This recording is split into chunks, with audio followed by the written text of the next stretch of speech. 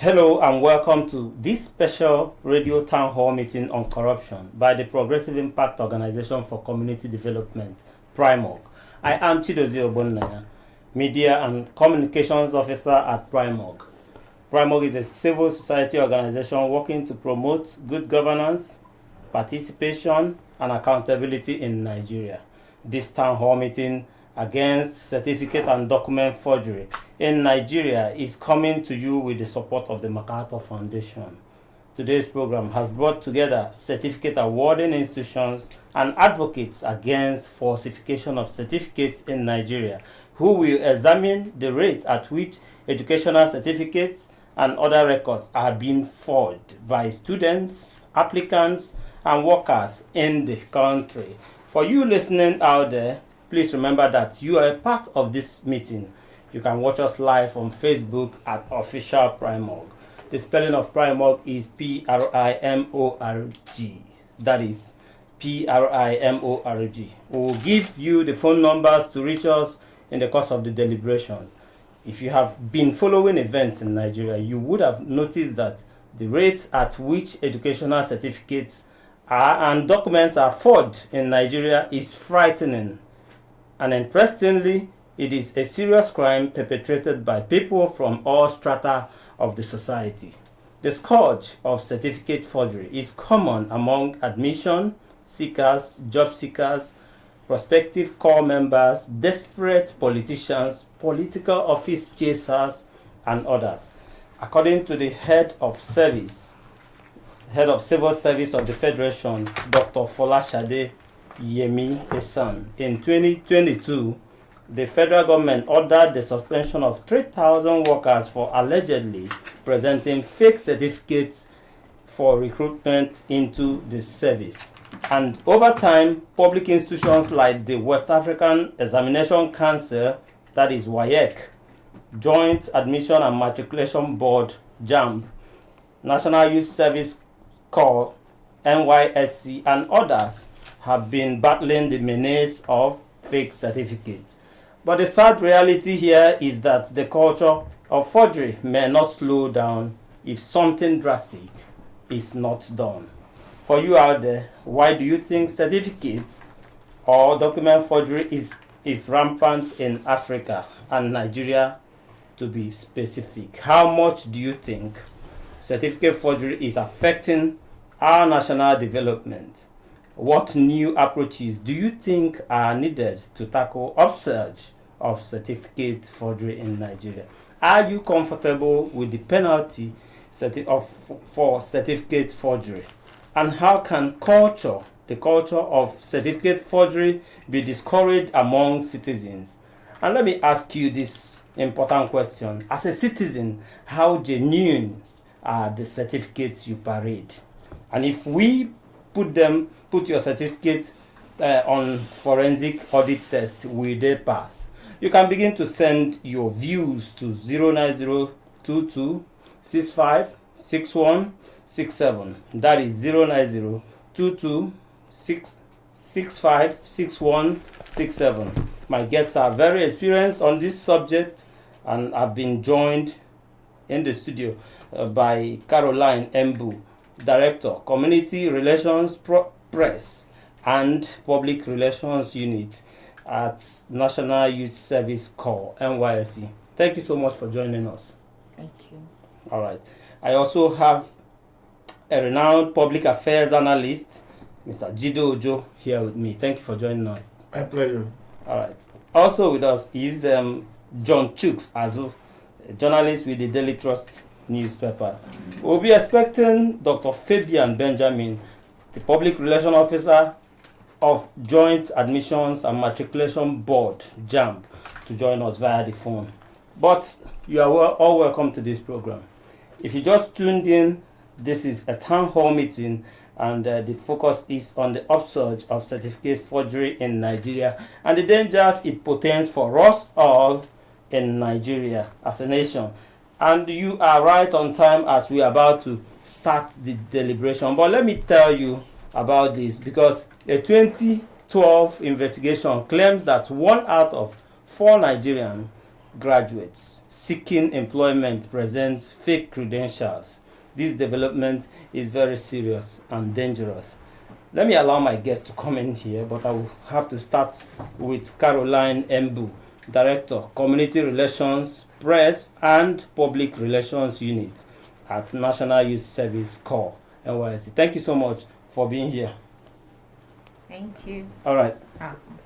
Okay, let's help us understand when we talk about certificate forgery. Help us understand what constitutes certificate forgery as it concerns NYSC certificates. Well, I would say that because it's a requirement for employment into the civil service and the public service, so to speak, and also for elective office and political appointments, I think probably that's why there's a frenzy for that. Okay. Yes. And looking at it, let's also touch on your experience. You've been in NYSC for over a period of time. Yes. What has been the experience with forgery? How has NYSC been dealing with it? Well, the NYSC deals with it. You know that it is a criminal offense. Okay. So we deal with it accordingly. We have the NYSC Act, okay, which states various penalties for things like that. So it is one of the things, it's a criminal act to forge a certificate. And because so if you forge a certificate, you're going to be prosecuted, so to speak. And well, you know that prosecution has to do with the court. Yes. Our basic responsibility is to provide the evidence needed for such to take place. From your experience, how much does this encourage falling standard of education? How much does forgery of certificate encourage falling standard of education in Nigeria? I would say it's in all strata of society, because you know that it starts from the school. Like we always say, we don't generate graduates. We only mobilize graduates for national service. That is the national service, the 1 year compulsory national service. So when they come from the school, a lot of them, and a lot of things have been put in place to try to checkmate even the school certificates. Before you even get to NYSC certificate. We work in conjunction with the NUC and the Ministry of Education to try to verify those certificates, but we know that sometimes even those things are not foolproof. So when you say a lot of things have been put in place, apart measures, from yes. What yes. are those measures? If you can just give us for example, for foreign students, their certificates have to be verified by the Ministry of Education, and then right down to the school. We get things like we have to get transcripts and all that, the travel documents. So many things have to be put in place before we can mobilize them. Okay, one last thing before I bring in my other guest. How often do you have these issues? I know that currently NYSC is mobilizing. So if you look back, do you often encounter certificates, people falsifying their documents? Yes, we do. Okay. We do from time to time. All right, I'll come back for you to tell us how much you are dealing with the issues. Well, let me bring in renowned public affairs analyst, Jidoje. Thank you for joining us today. It's my pleasure. Because what we are discussing here is very important, but I'm going to roll back the question a bit, wind back the question a bit so that you give us a background of actually how we got here. How did we get to a point that certificate forgery seems to be endemic. And how is forgery affecting our national development? Thank you very much, and I really do appreciate this invite that has brought me on this program. The question is, we've been at this for a very long time. I don't know how much of a place called Oluwole in Lagos, you know. I know about it. That's the headquarters of. If you present a document and they say, this is Oluwole, know that is forged document. From international passport to certificate to birth certificate, anything, including fake currency notes. Oluwole is very renowned for that. And for those who know the history of Oluwole, it's not a phenomenon of 80s or 90s. It's been there since 60s, where there is high concentration of forgers in that enclave in Lagos. And that's why it's notorious.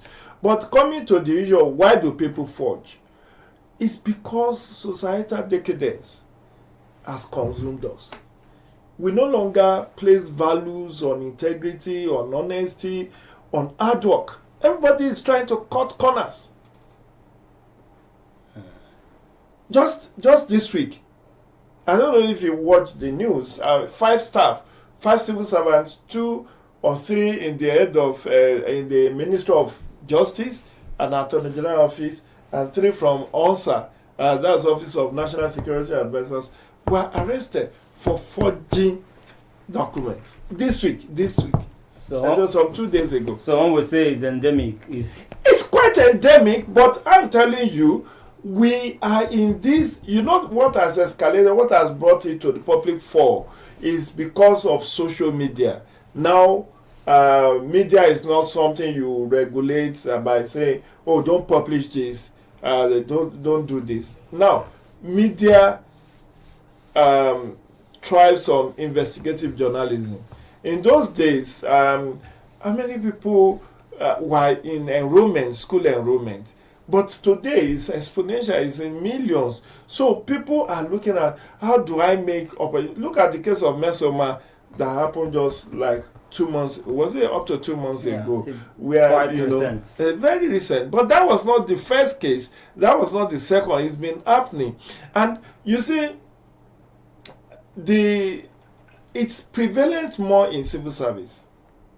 I wrote in my column in the Punch last week or 2 weeks ago, that where I was looking at the issue of this 8 years retirement for the retirement for directors who have spent 8 years, or PAMSEC who have spent maximum of 8 years, and I loaded it. I went back in history 2009 when Yahadua first initiated that. But you know, the defense was this policy will help to reduce the urge for people to forge credentials because they want to stay on in civil service. So you have a lot of people who were born 1965, 70, who will claim that they were born in 1955, reducing their age so that they will stay longer in civil service, so that they will assume the level of directorship. So in terms of employment opportunity, in terms of promotion, in terms of admission, opportunity to get admission. The one of Mesoma was to enhance our opportunity to get an admission for the kind of course she wanted to study. And then you have those who even forge, all manner of documents because they want to be able to stay within the employment age. You have a lot of people, they are discovered at interviews. You said you finish university education at 15. How possible is that?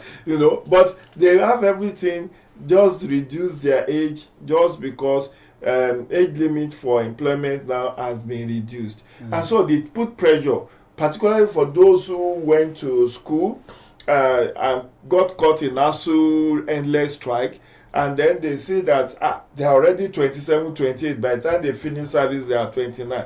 And then the entry point in civil service may be up particularly for some banks or some financial institutions.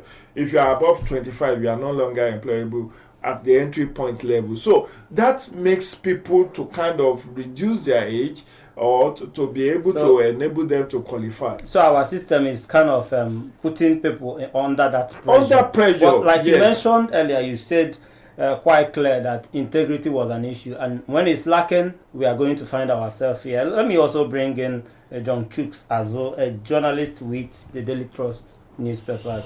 John Chooks, you've been listening keenly, and just says so much about the factors, the underlying factors that will make people go into forgery. Give us a sense of how big of a blow is forgery on us as a nation. As a nation, how much of a danger are we in? Okay, thank you very much, Nigerians. I'm grateful for this opportunity. There is no gainsaying that forgery and falsification endangers the country. Look at our medical sector. Look at the judiciary. Look at the technical sectors, ICT, other services.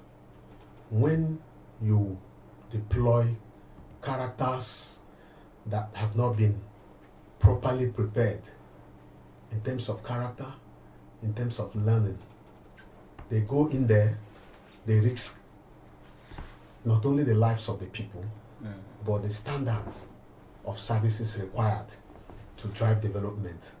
And this is what is happening. This is why Nigeria today cannot be productive. People who claim to be engineers, they cannot do anything. They cannot produce anything. Our medical sector is going down. In the past, they were the hot cakes all over the world. Today, you have to go out there to acquire that skill. Here we bastardize the whole system. We have destroyed the fabrics that held the country where it was in the past. I remember the time that a Nigerian judge was made a chief judge in the Gambia. Today, Nigerians fight to go there, not them coming to take us. So there is a lot of decadence and the dangers that we're exposing ourselves to as a nation. And it's really dangerous as the country moves forward. All right, it is something that none of us are, proud of. But let me get back to Madam Caroline Mbu, Director, Community Relations, Press and Public Relations Unit at NYSC. Madam, throw more light on how prevalent. You said that you people experience this certificate forgery often. And I'm wondering, what are some of those things, like you also talked about the measures that you are putting in. Do you have like numbers of how many people you've been able to use as example so that it can be a deterrent to others? Do you make I don't have a figure per se right now, but what happens is anytime we discover that type of case, we hand them over to the police. Okay. Yes, that's what is required of us. So if we have any offenders, we hand them over to the police. So you don't go beyond we that. Cannot proceed. No. Okay. No. All right. I'll just stay with me because I've been joined on phone by Dr. Fabian Benjamin. Dr. Fabian Benjamin is the Public Relations Officer for JAM, that is Joint Admission Matriculation Board. Hello, Dr. Fabian Benjamin. Good day. All right. Thank you for joining us. Hello, can you hear me? All right. Yes, I can hear you loud and clear. Okay, let's get straight to it and find out what you are doing about certificate forgery. What are some of the efforts JAM is making against result falsification? Well, we as an agency, we have our mandate, and the mandate is limited to admission, matriculation, as it concerns candidate who wants to go to tertiary institution and stuff like that. But we have other responsibilities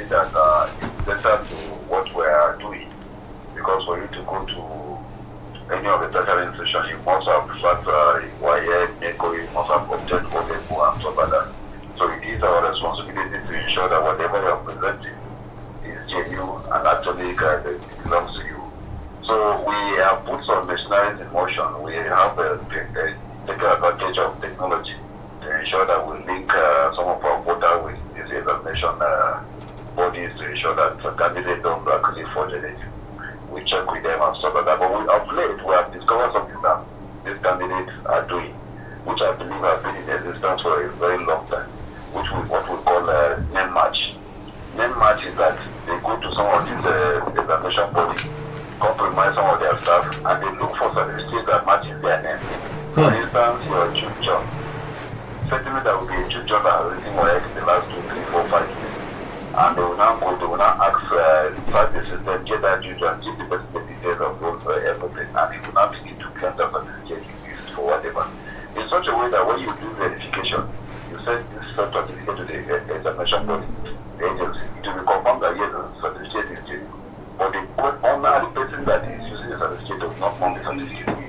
So all these things we are also doing because there are certain features that when we look at it, we know that okay, this person does not actually own the certificate, which are things that I cannot disclose on air and stuff like that. So we are doing a lot of things. We're taking advantage of technology to put some certain features on ground to ensure that at least we need this incidence of forgery in the board. But of course, we cannot do it alone. In anything that you are doing, once the people that you are serving are not actually cooperating with you, or they are really willing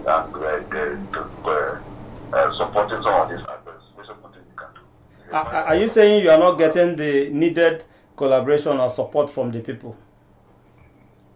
In a society where parents are sponsors of this particular act, where Nigerians celebrate people that are the beneficiaries of some of these acts, where people, even when you are fighting, somebody will call you and say, what is your own, why are you harassing, that kind of thing. It becomes very difficult. If all of us will agree that we don't want this crime, we don't want this thing to continue, certainly it won't continue because for everybody that is committing crime, you have a neighbor, you have a friend who knows that this is what you're doing and stuff like that. So that is why I'm saying that the fight is not all about jam, the fight is not about WIAC, the fight is not all about organization bodies and issues certificate. The fight is for all of us to put our hands on them to ensure that we meet the system of some of these bad acts. I agree with you that everybody needs to get on board so that we nip it on the board.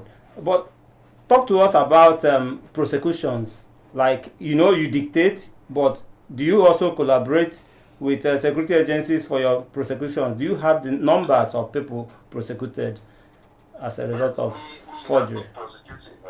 We don't have the power to prosecute, sorry to say that. But what we do is to refer to hand over some of these candidates to the agencies that are actually mandated to prosecute. As I speak with you, we have people who are in prison at the moment in Ondo State, in Lagos, and some of these places that we have to ensure that we follow, we monitor diligently to get to the root of the matter and then get them at least prosecuted. Some of them have paid their fine fee and they are above the prison or whatever it is. But at least they have that tag of being ex-convicts and stuff like that. We are also doing that. But again, that is also another challenge. Because at times you begin to ask yourself whether what you are doing is actually worth it. But because when you begin to follow issues, okay, we have a candidate, we arrested for the Patriotism Act and all this. We spent over 4 or 5 million naira following up the case, investigation, prosecution, and all that. At the end of the day, he was fined 5,000 naira. And he paid and walked away. So you ask yourself, is it actually worth it? Because you spend over 7 million naira and the man just paid 5,000 naira and then he walked away. But we will continue to do our best. We understand that, look, some of these laws need to be amended so that they can respect foreign rights and stuff like that. Do you also battle sabotage from the inside, from your staff? Well, if you look at the way we have put our system, without having modest, it's difficult for somebody to do some of these things that people feel and cause sabotage. Why some of these systems are sabotage is that people are allowed to get away with certain things. People are allowed to do whatever they want to do at certain stages at certain levels. By the time you tighten up the system and you allow 1 or 2 persons to be in charge of certain processes by way of authorization, by way of approvals, by way of this thing, you have eliminated all avenues of sabotage. But when the system is open to everybody doing whatever he can do, that's when you begin to have sabotage and all those things. But as I speak with you now, there is little or nothing I can do to either influence, to either support, or approve, or recommend, or do anything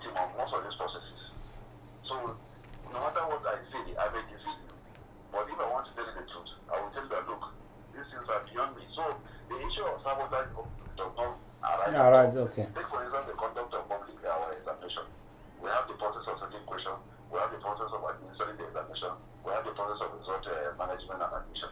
And the process of setting question, even the register does not know which question will be administered to candidates. Okay. Does not know. Okay. Because for a study like mathematics, we have 15 million questions, and the machine is automated. The machine picks whatever it wants to pick to the candidate. So it does not know. So the issue of sabotage does not come. Okay. The person that is at the center that is administering this question does not also know what question is coming. Even when the question gets to the system for it to push the various timing at the system, it comes in encrypted format. And the same question that you will receive in the morning, different question you will receive in the afternoon. So all these things, the process have been put in place to ensure that at least nobody does not hold the system to ransom or sabotage the process that we are doing. Okay. So when you come to even result management, the same thing. And just as I'm saying to people is that look, our result is not a cloud-based, we don't do cloud-based storage. So it's very practically impossible for anybody to say, okay, you're going to hack into the system or do Okay. one for anything or the other. It's good that you have all these systems in place to ensure that things run smoothly and integrity is upheld in your dealings. As we conclude this conversation, maybe in 1 minute, what are your assurances to Nigerians on ensuring that there will be no, we are not going to have forgeries? Those are assurances to Nigerians. Well, if it really is not about forgery, we're talking about a system whereby somebody brings something that is not genuine, and he gets services, he gets benefit for whatever he has presented. But in our own case, candidates don't present anything to anybody anywhere. We don't issue certificates. It is where you issue certificate that somebody will use a certificate to go and look for employment. We issue candidates in the examination and they have results. And these results, they don't take it to the school. You send it. I don't know what I'm saying. Yes. You send it to the school. You only go to the school. You just walk yourself to the school and say, this is what I have. And they ask you for the number. And they check and then they attend to you and Okay. follow to whatever you have opted. So the issue of forgery does not come. It is only one candidate gets to the school, they present the certificate, okay, this is what I'm voting for the job. That forgery will come into it. The universities, the parents should not accept anything from the candidate because they have this other data system from us. If you send something to a particular institution and the candidate only goes there and then he presents himself, the nature of forgery will not be there. So you can't even forge any of our processes or system of certificates or whatever that we issue. The only thing when you may try to do whatever you want to do just for the sake of fun, and that does not go into the institution. You can have it anywhere in the market, any candidate and begin to say this is what I have, but you will not take advantage, you will not take benefit of that particular thing that you are married. All right, Dr. Fabian Benjamin, Public Relations Officer of Joint Admissions and Matriculation Board, JAMB. Many thanks for joining us with your perspective this evening. Thank you very much. If you are just joining us, it is still a town hall meeting against corruption.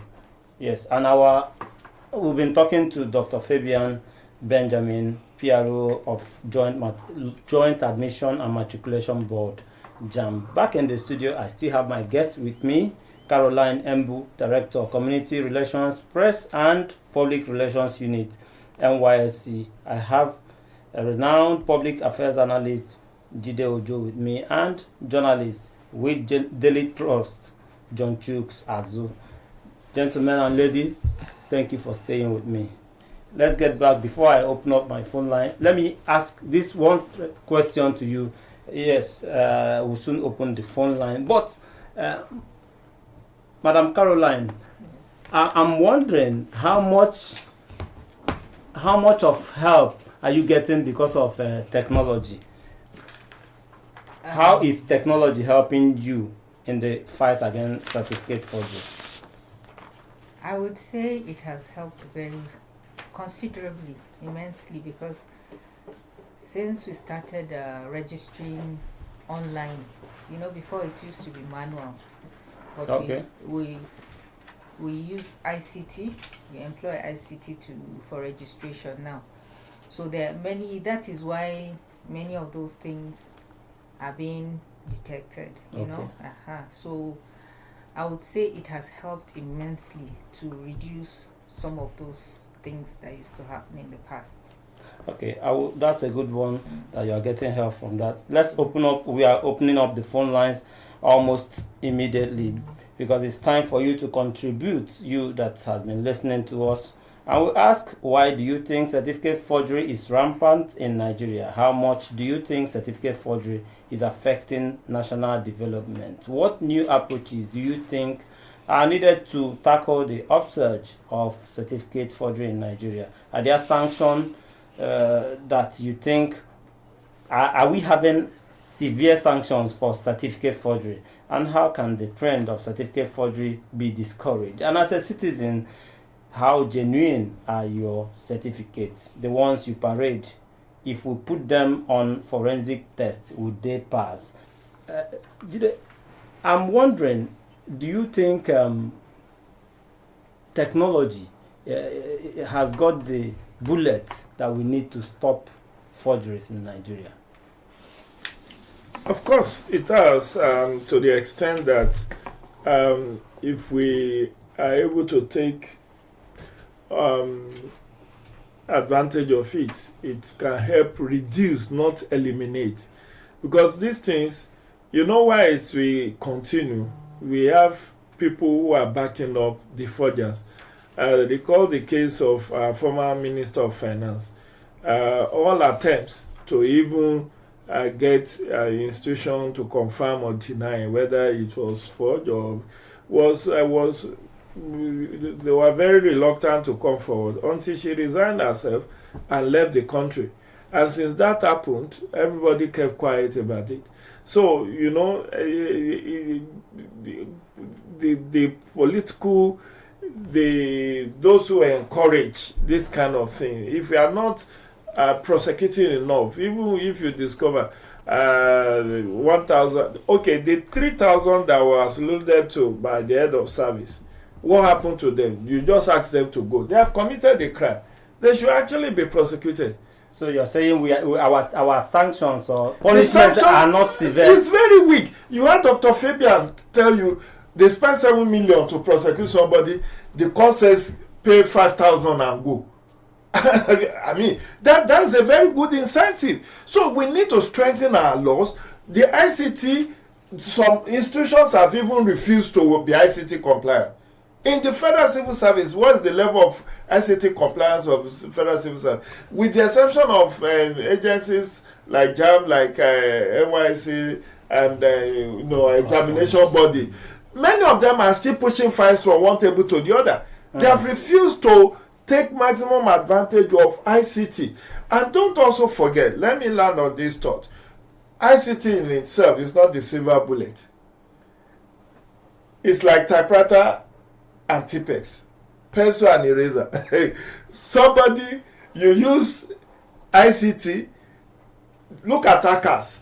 With all the level of sophistication of US, they are still hacking into financial institutions, they are still hacking into even the Pentagon and all of that. So it can only help to reduce considerably because technology also advanced on daily basis. Look at some of us, our password, you just call it, they are hacking to my WhatsApp, they are hacking to my Facebook, they are hacking to, yet with all the password that you put, 2-layer, fingerprint, those who still are smart will still find a way around it. But we should not give up. Yes. Technology is the way to go. But you have to continually update your technology.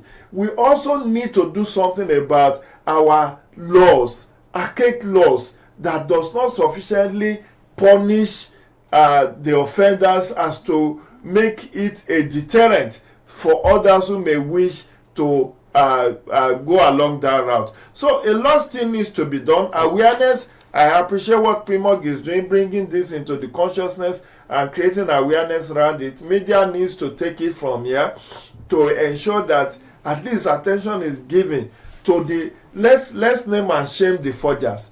Less society. There was once a time, if you are called a thief in your community, you will not be taking Holy Communion.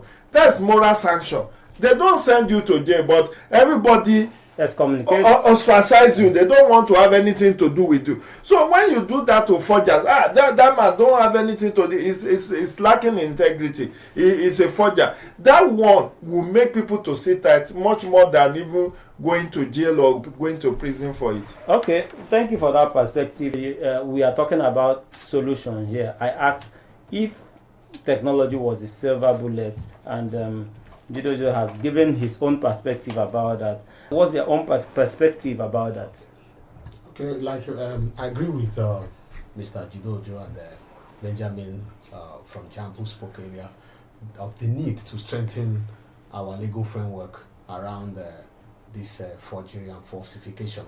The provisions of Section 463 of the Nigerian Constitution make it manifest in summary that any misrepresentation constitutes forgery or falsification.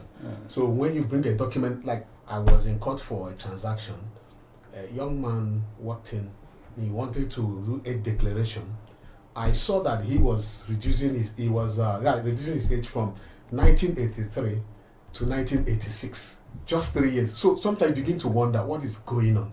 That you went to the court to swear an oath is even worse, because that you want to regularize that age under oath it's even perjury. It's even a worse criminal offense. So the solution I think that we should be looking at here is, let's, apart from strengthening the laws, let's recruiting institutions, authorities who have the mandate to accept documentations, be more circumspect in cross-checking those documents. I want to give you an instance. I attended one forum where the Air Force was conducting a recruitment. And I must commend some of these military institutions. When they say you are 18, especially when they are coming in through the academy, they say you are 18 years, you are 18 years. And they will check you from primary school to secondary before they take you in. Where these falsifications happen is when people have graduated for many years. You see them cutting down and all that. So look at what the military does. The army, the Air Force especially, they are very, very circumspect in cross-checking the documentations of their intakes. If all the other institutions in Nigeria go that, if anybody is presenting anything, go down to the grassroots, go check the source of those documentations before you accept. That will help to check. Many people will not even present whatever is false. Thorough check. That is what you mean there. There should be thorough check Exactly. of documents by institutions. Let me see who is here. Hello? Name and where you're calling from. Charles, calling from Maytama. Okay, let's hear you in 1 minute. Yeah. What's your contribution? How can we, reduce certificate forgery in Nigeria? Thank you very much, and let me commend, your guest there in the studio, the analyst for, doing his best, to enlighten us, But the fact, the truth remains, until we do what is called, we look into our day-to-day activities, livelihood, and we begin to change from various sectors, because the falsification of results, falsification of age, is simply a product of what? Corruption. And until we tell ourselves the truth, that even a teacher in school that is teaching, or the lecturer, every other person that whatever you do in life, you are sincere, you are open, you are transparent to a point. You are in the office, you are not doctoring report, you are not falsifying even a document that is sent to your office simply because you are the MD, you are the boss of that place. This alone still have a long way. But if I want to 8 hours from where you are, and I am coming to apply for a job, and you say you are looking for somebody that has PhD, and I know I don't have PhD, and I'm interested, and I have the competence, to get that job. Because you've already, the PhD qualification as, fishing me out from that position. I'm going to find every other means to make sure I falsify a document, a result, to enable me to stand the chance of giving that same job. But Because I'm aware. okay. I'm just trying to tell you to wrap up in 30 seconds. Go ahead. Just wrap up your thoughts in 30 seconds. Yes. Okay, thank you. Because we get to understand, because somebody may have a PhD holder, because one of the problems that we're having in Nigeria is you are shoplifting a job, and you are telling somebody, qualification, PhD, and somebody that has a school, I'm aware. A lot of people are just have academic qualification, but mentally, they are not sound to the point of getting that job. Whereby you see somebody having a PhD master and the school holder can easily do 100 times better than that person that has a PhD holder. So what happens to that person that has a school card? He will do everything he needs to reach to force to share his doors. Knowing very well that if him and someone that has a PhD stand to be for an interview, we would have grabbed that person. All what that person is going to do because he wants to do. So until we check ourselves a day-to-day life and whatever you're doing, then we will never say. So we must look into our day-to-day life and begin to say, I will be sincere in my life. I will do what is right. If not, the system will never change. All right. They don't have to help Nigeria and they don't have the Federal Republic of Nigeria. God bless you for doing a great job. The Lord bless you. All right. Thank you. Thank you for calling. Thank you for calling. A lot said and a lot to unpack further as we start looking at our time. But he made a point that is clear there. In local parlance, Mr. Jide will call it certificate and certificate, where we put the emphasis now. But let me come to Caroline Mbu, who is the Director of Communication, Community Relations, Press and Public Relations Unit at National Youth Service Corps, NYSC. Let's get your take on what are those challenges that you're passing through, and how do you want, help do you want the people and the government to help you, intervene or stop certificate falsification at the NYSC?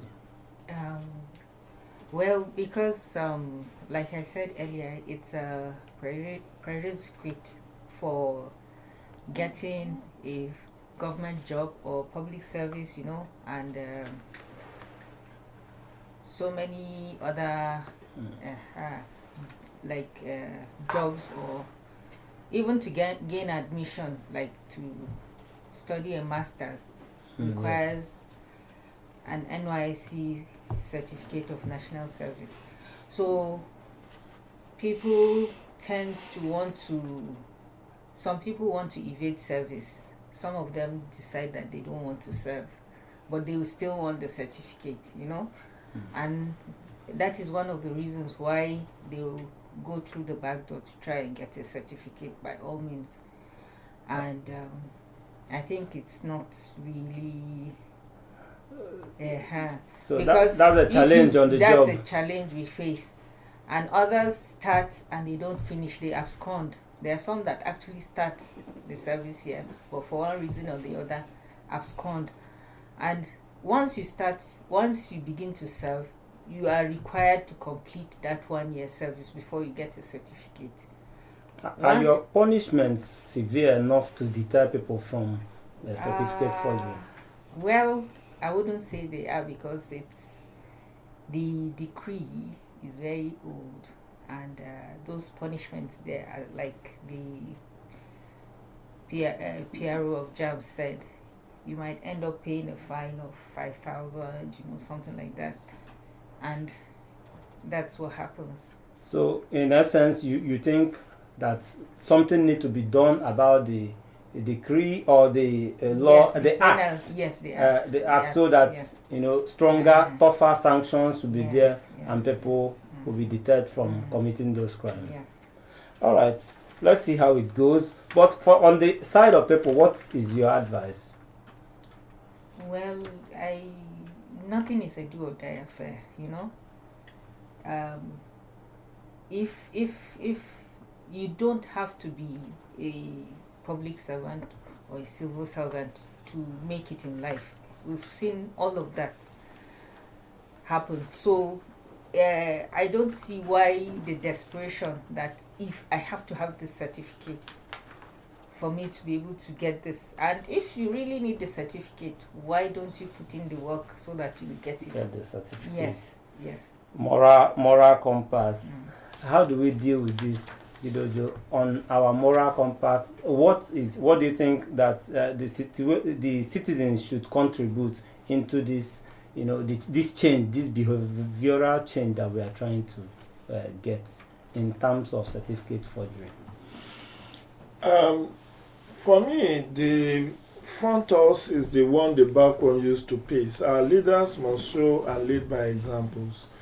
We have too many of them that have, doubtful credentials, and you can't have people, in the arms of government that are not credible, that have suspicious credentials, and you just wave it aside and say it does not matter. And then you allow them to continue to decide for the rest of us who decide to be of integrity. You think that's a big encourager of this certificate? Of course it does. Because the people at the top are doing it. If the people at the top that have been found out, no punishment.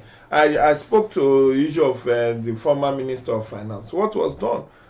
She was not even sacked. She resigned, and then she took a walk, and nothing happened. Who among the so-called big men and big women have you found being even sanctioned? It's only small fries like you and I that they will threaten and say, yeah, they are dragging you to court. We know. I don't want to go into details of people, even people in executive position who are having issues. So many people in our legislative assembly who you ask, does this person even pass through the? Look, I think there was a news report was in Kaduna State that they said 3/4 of the teachers they are parading fake results, and they are using somebody's. But instead of just saying, okay, go, if you have prosecuted them, and people saw that it's because of what they did that was wrong, they will sit tight. But the system where look at our footballers. They say under 17. You go and put somebody who is married with children, and he will be claiming to be under 17, under 20. And then when they are discovered, you just drop him. What he has done is criminal. And that's why they don't have last. So when they falsify their age, they go to Europe, you see them under 3-5 years, they are burnt out. Because they falsified their age. In the first place, they are not the age they are parading. And we have found over the time, many of them, until recent times, that technology have caught up with MRI scan that now determine. The last court we paraded of under 17 was the most genuine. They were the most genuine. All the previous ones. So we need to do a lot, not to be desperate. Let's revive the culture of integrity, of honesty, of hard work, of believing in God. That, like the caller said, it's not about certificate.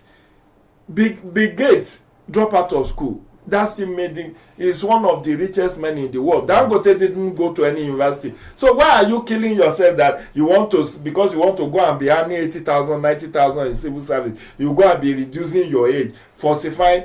In fact, many of the age declaration that we see people parading today, I can tell you for free, go and do your integrity test. You'll find out that even though some are genuine, fire, flood, things like that. But for those who consciously, some of them have their birth certificate, but they will go and deliberately reduce, and it's lack of confidence in their future. So we must believe that whatever God has destined you to become, you will become. You don't have to cut corners to be great in life. All right, let me say that I can still take one or two more calls. You can join the conversation and have your say. So let's see who is here. Hello?